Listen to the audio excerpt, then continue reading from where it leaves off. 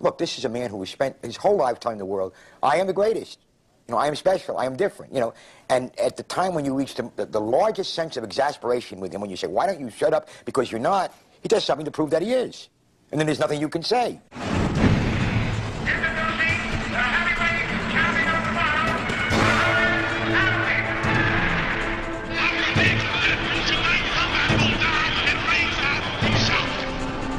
Like a butterfly and sting like a bee.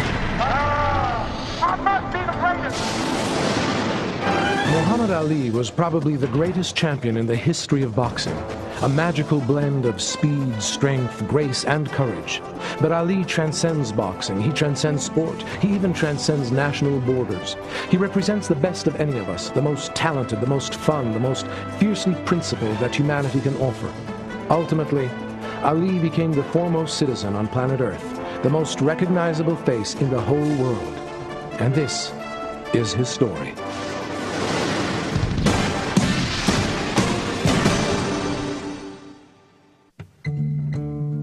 When Ali was a baby, he was lying in the bed with me, and he had little strong arms, and he stretched out and hit me in the mouth and loosened up my tooth.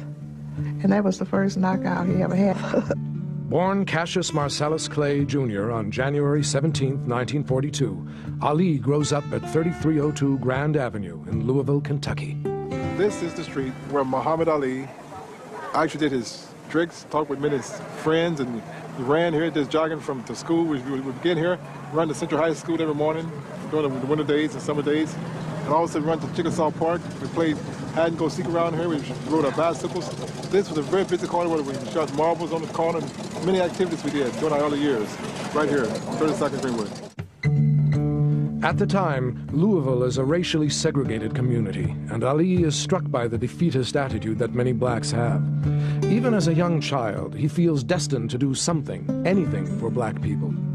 At the age of 11, a direction emerges.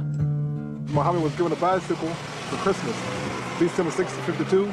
And then January, the next month, which was January, which made 53, we went to a home show at Columbia Gym. And while at the home show, my brother rode his bicycle he got for Christmas. The bicycle got stolen. We came out of the meeting, the bicycle was stolen, so we asked for a policeman. And the policeman was a boxing instructor in the basement of the gym. He was talking about whipping whoever he found that stole his bike, and I said, well, you better learn how to fight first. So he said, I'd like to come here. I said, you can start tonight or tomorrow night, or you can just keep it. So he did. He started the next night coming down, and he very seldom ever missed. Always, he was there when I got there, and he was there when I left. He's a very devoted kid to it. He enjoyed that boxing. After he beat me, he was going to be the world's heavyweight champion. Certain thing that stick in your mind. And them 3 rounds that week stuck in my mind. And after, right after he was announced the winner by the referee, he was going to be the world's greatest. He was the heavyweight champion of the world already at 14 and 88 pounds, or 12 years old and 88 pounds. He did some funny things that I can remember.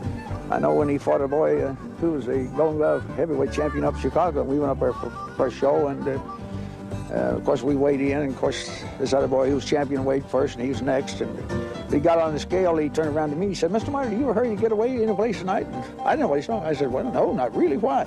Well, he said, I thought if you was, I could get rid of this guy in 1 round, and then you could get away earlier. And the guy's mouth flew open. Listen to this guy. Young Clay is a hard worker with a gift for boxing. Soon he is in the Golden Gloves, fighting for Louisville, and later for a Chicago team. Chicago Golden Gloves. Heavyweights Jimmy Jones and Cassius Clay square away. Clay puts on a display of dazzling footwork. In this tournament of champions, Louisville's Clay, 18 years old, small as heavyweights go, outboxes Jones of Gary and piles up the winning points.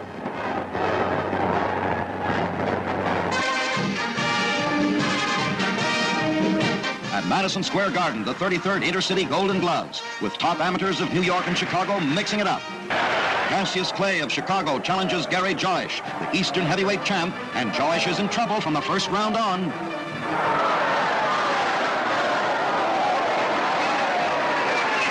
It's a TKO decision for Cassius Clay, and more points for the Windy City team, which wins 12 bouts out of the card of 16, sponsored by the News Welfare Association for Tournament Honors. A lot of people thought he couldn't punch. He could punch. He's a big man, and he was very strong, and there's no reason why he couldn't punch. But you can't punch hard and be moving all the time, and he was moving all the time.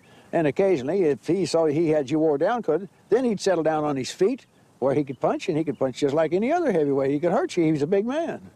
In the 178-pound class, another Louisville boy, Cassius Clay, in the dark trunks, is pitted against the All-Army champion, Allen Hudson. Hudson is the Pan American title holder, while Clay is the reigning Eastern Regional champion. As this next to the last fight of the evening gets underway, the fans, who have yet to see any of the bouts stopped by a KO, are clamoring for some explosive action. It looks as if they'll get their wish. Two rights by Hudson set up Clay for a hammering left that belts him to the canvas. Cassius is up almost immediately, and after a check by the ref, he's back in action. Now it's time to turn the tables. After a brief flurry by Hudson, it's Clay's chance to go to work. He wades into Hudson and sends him reeling into the corner. Hudson is really groggy and just about out on his feet. Clay's arm is raised in victory, but Hudson's down again this time just because his legs won't hold him up. That doesn't bother Allen. He'd still like the fight to go on. When he began to advance in the Golden Gloves, in the back of his mind, the Olympics, he began to hear about the Olympics. And he was always fascinated. You know, travel, this is what he would grow up to be. He always told me that someday he's going to the Olympic and bring the gold medal back. It is 1960, Rome, Italy. And 18-year-old Cassius Clay is the light heavyweight boxer representing the U.S. in the Olympic Games.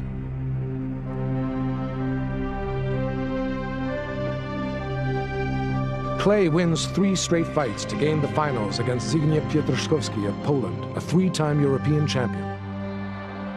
Olympic fights are only 3 rounds, and Clay falls behind, confused by his opponent's southpaw style. Gradually, he finds his rhythm and uses his superior quickness to dominate the final round.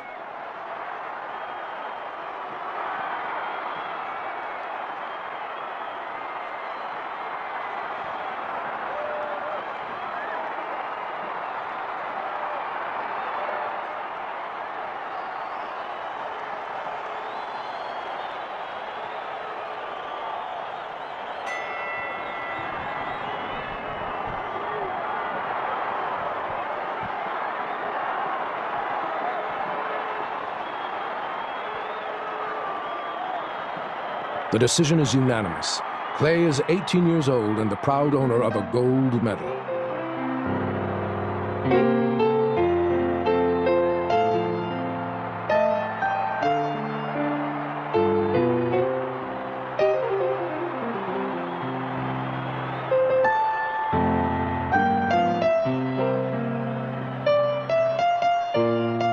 Well, you know that here's a guy who ate, slept, drank, talked, dreamed the medal, the gold medal, gold medal, gold medal. That's what the whole thing was all about. Slept in Rome with the gold medal on. Sat on the stairs, or in the Olympic Village as well, with the medal on, and here they come, you know, here come the Danes, here come the, I'm Cassius Clay, I got the chain. They didn't know what the hell he was saying. They knew it was a medal, they didn't know what the hell he was saying. Different language, but the medal, the medal, the medal.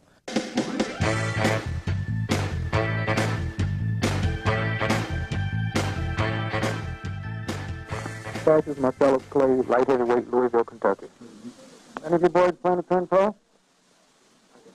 Well, yes, I was thinking about turning pro. For an example, right now I'm the world amateur light heavyweight champion and I'm broke. So it's possible. Clay returns to Louisville a celebrity, obviously comfortable in the cloak of fame. He welcomes the crowds who treat him as a hero, and they cheer when he announces his next goal, the heavyweight championship of the world. This is a very famous bridge in the life of Muhammad Ali. In 1960, Muhammad Ali returned from the Olympics. He won the Olympic gold medal in Rome, Italy, the first Louisvillian to ever win a gold medal in the Olympics. And he returned home. In those days, before the integration happened, Muhammad Ali had his gold medal around his neck. He went to a restaurant downtown here to get some food. They wouldn't serve him.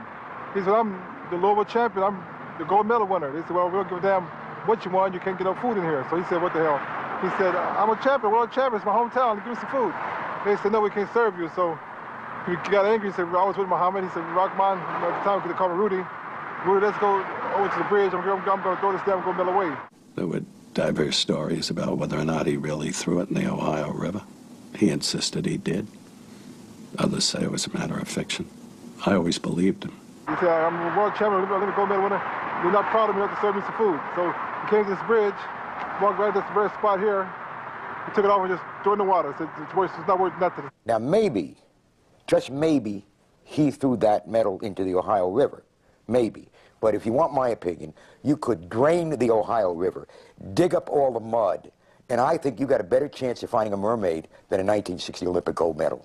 On October 26, 1960, Clay turns pro, signing a generous deal that includes a $10,000 bonus, $333 a month, and half of all his winnings.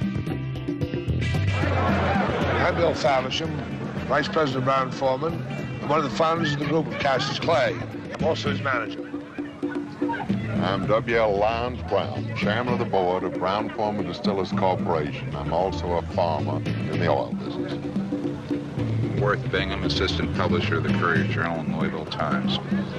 I'm William Cudgeon, President of Brown Williamson Tobacco Corporation, manufacturers of Cools and Viceroys, and also one of the owners of the ABC television station in Louisville, Kentucky. And so we went out to the camp, and he really liked it. He would run. Oh, this man had so much energy.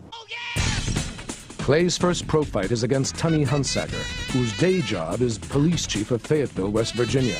Clay wins in 6 rounds.